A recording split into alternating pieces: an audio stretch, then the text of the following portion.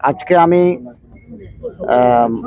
কিশোরগঞ্জের বাংলাদেশের ঐতিহাসিক মসজিদ পাগলা মসজিদ ইসলামিক কমপ্লেক্স পরিদর্শন করার সুযোগ লাভ করলাম। এবং আপনারা জানেন এই মসজিদ প্রতি বাংলাদেশের আপামর জনসাধারণের একটা ভক্তি শ্রদ্ধা আছে। এই মসজিদকে কেন্দ্র করে ওয়াকফ প্রশাসনের আওতায় এবং কিশোরগঞ্জের জেলা প্রশাসক মহোদয়ের নেতৃত্বে এখানে একটা মাল্টিপারপাস কমপ্লেক্স হবে। পাগলা মসজিদের আয়তন হচ্ছে 5.5 একর। তো আর কিছু জায়গা ওনারা কিনবেন। তো 10 তলা বিশিষ্ট একটা ভবন হবে। এখানে বহুমুখী কাজ সম্পন্ন করা হবে। প্রথম অনাথ এতিমদের জন্য লেখাপড়ার ব্যবস্থা, ধর্মীয় শিক্ষা, মাদ্রাসা শিক্ষা, একটা সমৃদ্ধ লাইব্রেরি এবং ক্যাফেটেরিয়া, তারপরে একটা আইটি সেকশন, এগুলো থাকবে।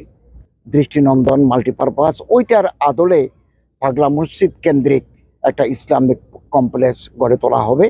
এর জন্য 50 থেকে 60 কোটি টাকা খরচ করার জন্য কমিটি তৈরি আছে।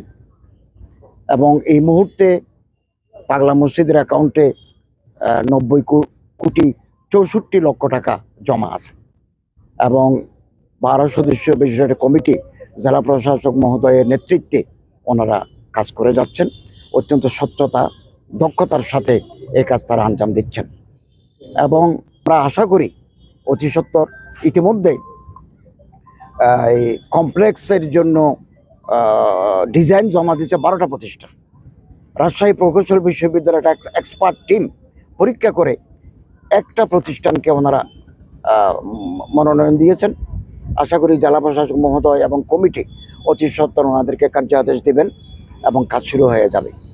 আমি আশা করছি অন্তর্বর্তীকালীন সরকার যতদিন আছেন নির্বাচনের আগ মুহূর্ত পর্যন্ত এই সময়ের মধ্যে আমি নিজে এসে এই কমপ্লেক্সের ভিত্তি স্থাপন করতে পারবো। এটা আমার প্রত্যাশা। অনেক কাজ এগিয়ে গেছে, কেবল আর একটু গতি সৃষ্টি করা দরকার।